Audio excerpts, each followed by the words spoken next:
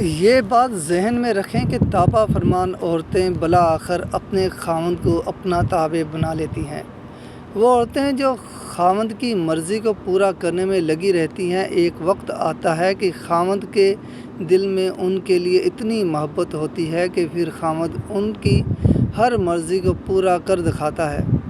فرمانبرداری، خدمت گزاری وہ اچھی صفات ہیں کہ جس کی وجہ سے عورت اپنے خاوند کے دل کی ملکہ بن سکتی ہے۔ اس میں جو رکاوٹ بنتی ہے وہ انانیت ہے، ضد بازی ہے۔ ساری دنیا سے ضد کر لو، اتنا نقصان نہیں پہنچے گا جتنا خاوند کے ساتھ ضد بازی کا نقصان ہوتا ہے۔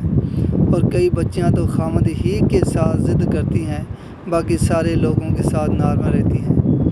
خاوند کے ساتھ ضد بازی بنا لیتی ہیں تو خاوند کے ساتھ ضد کر کے دنگل کا اعلان مت کریں، انجام ہمیشہ اس کا برا ہی ہوتا ہے۔ عاجزی اللہ رب العزت کو بھی پسند ہے، اور عاجزی انسان کے مسائل کا حل بھی ہے۔ کوئی کام وقت پر نہ کر سکی تو کوتاہی رہ گئی، کمی رہ گئی، سوری کر لینے میں کیا رکاوٹ ہے؟ معافی مانگ لینے میں کیا رکاوٹ ہے؟ آگے سے ضد کر لینا، انا کا مسئلہ بنا لینا، جھگڑا کر بیٹھنا، بحث کر بیٹھنا، یہ چیز پھر انسان کے لیے پریشانیوں کا سبب بنتی ہے۔